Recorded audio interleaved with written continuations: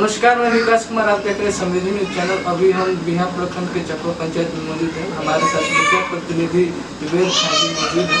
आइए हम इनसे जानेंगे कि अभी तक इन्होंने कोरोना वायरस के लिए बचाव के लिए अपने पंचायत में अपने स्तर से क्या क्या किया। पहले तो बहुत बहुत स्वागत है सर समृद्धि न्यूज चैनल में। जानेंगे अपने पंचायत में इसके बचाव के लिए अभी तक अपने स्तर से क्या क्या किया। सबसे पहले कि मैं समृद्धि न्यूज चैनल के सभी श्रोता को हार्दिक बधाई देता हूँ।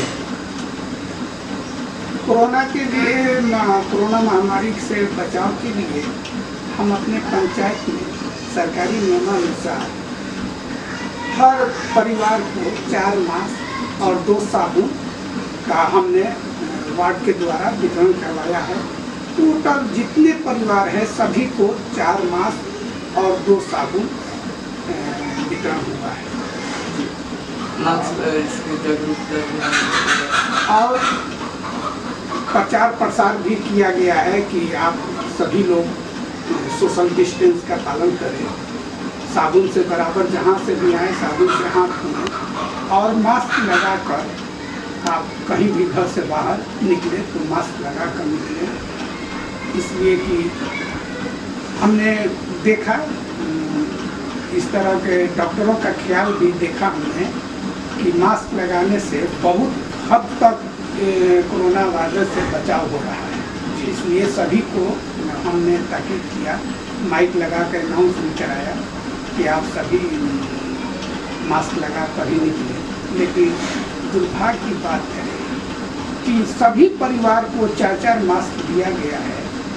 उसके बावजूद भी आप देखिएगा हमारे पंचायत में तो करीब हमको लगता है कि 50 से 60% लोग मास्क नहीं लगा रहे हैं, जिसके चलते हमको लग रहा है कि सभी को मास्क है, सभी मास्क को ले जाकर अपने रखे हुए हैं लेकिन लगा कर नहीं निकल रहे हैं।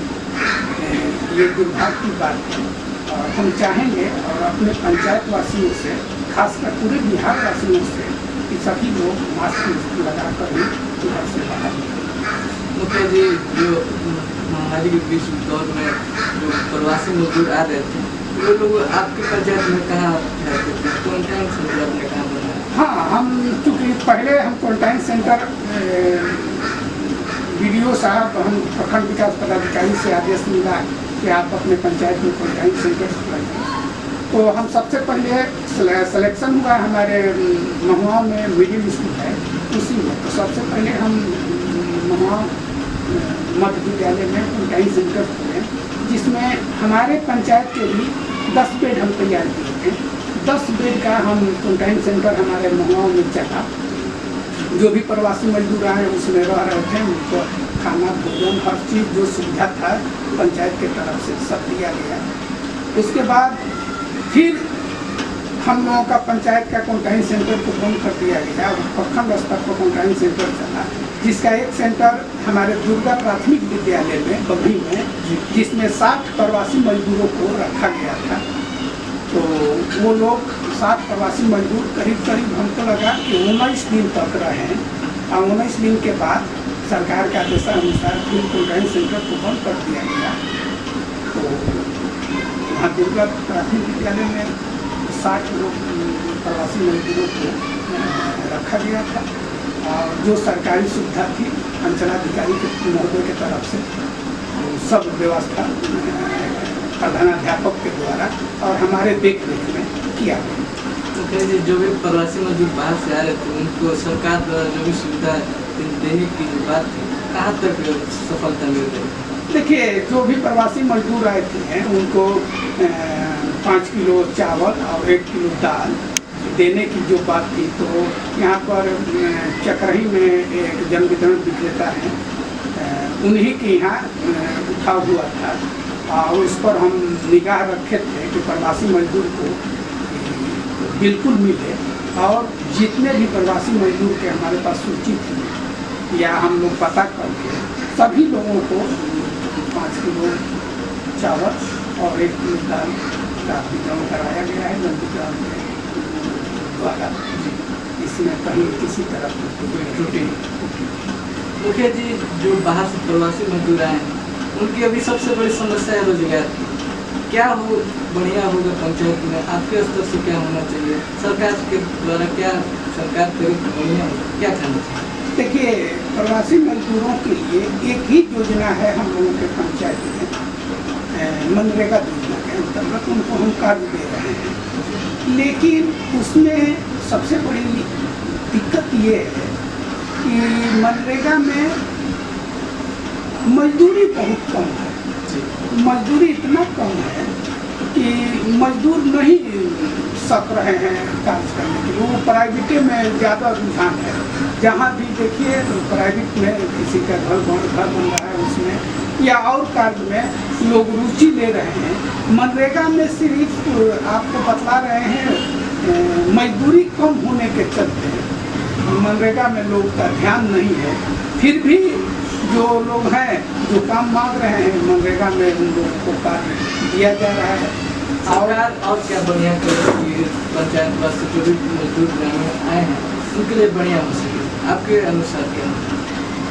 सबसे पहले जो मजदूरी है वो अगर मजदूरी ढंग से मिलने लगे मजदूरों को मनरेगा से, तो हमको लगता है कि मनरेगा के तरफ उनका रुझान अगर हो जाए तो इससे बेहतर उनके लिए मजदूरी का कहीं और व्यवस्था नहीं है। ऐसे तो सभी लोग अपना ये कर रहे हैं, लेकिन सरकार को इस पर ध्यान देना चाहिए कि मजदूरी कम से कम। अब अभी देखिए आपका 200 के करीब मजदूरी है, 201 रुपया में जबकि 350 रुपया ऐसे जनरल लोगों को मजदूरी मिल रही है। ऐसी स्थिति में उन लोगों का परिवार का पेट नहीं भर पाता। 200 रुपया में वो भी मजदूरी 10 दिन 15 दिन 30 दिन के बाद बैंक में जाकर लाइन लगाकर अपना, बैंक में भी दिक्कत है, कोरोना को लेकर हर जगह परेशानी हो रही है, पैसा अपना निकालने में परेशानी है। तो इस तरह की बात है। फिर भी अगर रेट बढ़े, मजदूरी सही उचित मजदूरी मिले तो लोग कार्य करते हैं। 15 अगस्त कुछ दिन में ही आने वाला है, तमाम दर्शकों को क्या संदेश देंगे, अपने पंचायत वासियों को क्या कहेंगे? कोई सरकार के ऊपर से कोई निर्देश आया है क्या आपकी बार में क्या तैयारी है? देखिए, 15 अगस्त तो पूरे भारतवासी धूमधाम से मनाते हैं। 2 ही त्यौहार है राष्ट्रीय, 15 अगस्त और 26 जनवरी। लेकिन महामारी के चलते अभी किसी तरह का गाइडलाइन नहीं आया है कि हम लोग किस तरह से मनाएं। लेकिन झंडा तोलन को राष्ट्रीय ध्वज है, उसको तो झंडा तोलन करना है। अब रहा कि जैसे हम लोग पूर्व में करते थे, हमको लगता है कि वैसे हम लोग नहीं कर पाएंगे, इसलिए कि सोशल डिस्टेंस का पालन करना निहायत जरूरी है। ऐसी स्थिति में एक छोटा मोटा कार्यक्रम भी रहता। योजना क्या है इस पर? इस तरह के कोई सरकारी निर्देश हमको प्राप्त नहीं हुआ है कि कैसे बनाना है, लेकिन झंडा तोलन तो करना है। मुखिया के द्वारा झंडा तोलन किया जाएगा। हाँ, दूरी बनाकर। अब जैसे काफ़ी पहले लोग झंडा तोलन में लोग पंचायतवासी भाग लेते थे, महिलाएं बच्चे से लेकर और सभी लोग पंचायत में एक जगह झंडा तोलन करना है तो काफ़ी लोग आते थे।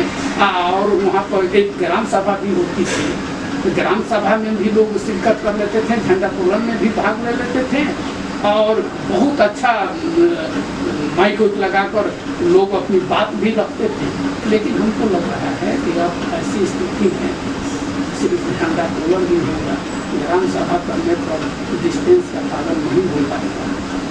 तमाम दर्शक जो भी आपको देख रहे हैं क्या कहना चाहेंगे इस महामारी में कैसे रहें, कैसे अपना पालन? क्या देखिए, सबसे पहले हम लोग इससे बचाव ही इलाज है और कोई इलाज नहीं।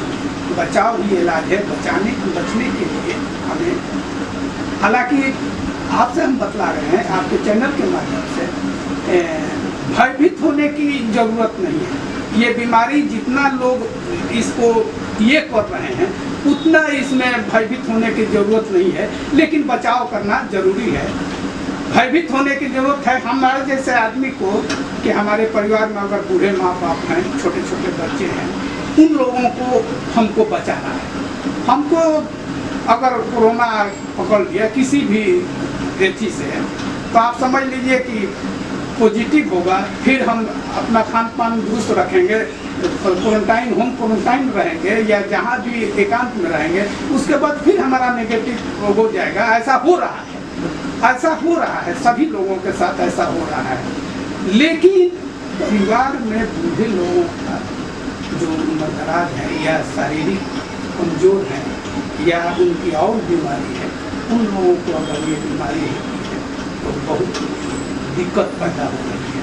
ऐसी स्थिति में हम यही कहेंगे कि आप सभी लोगों से मेरी गुजारिश होगी कि आप सभी लोग घर से जब भी निकले मास्क लगा कर निकलें, सोशल डिस्टेंस का पालन करें, साबुन से बराबर हाथ धोएं, साफ सफाई पर विशेष ध्यान दें और यही बचाव हम लोगों की बचाव।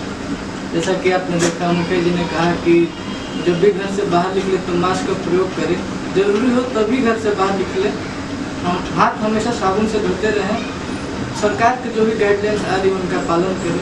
मैं विकास कुमार, कैमरा पर्सन अभिषेक पंडित के साथ, धन्यवाद।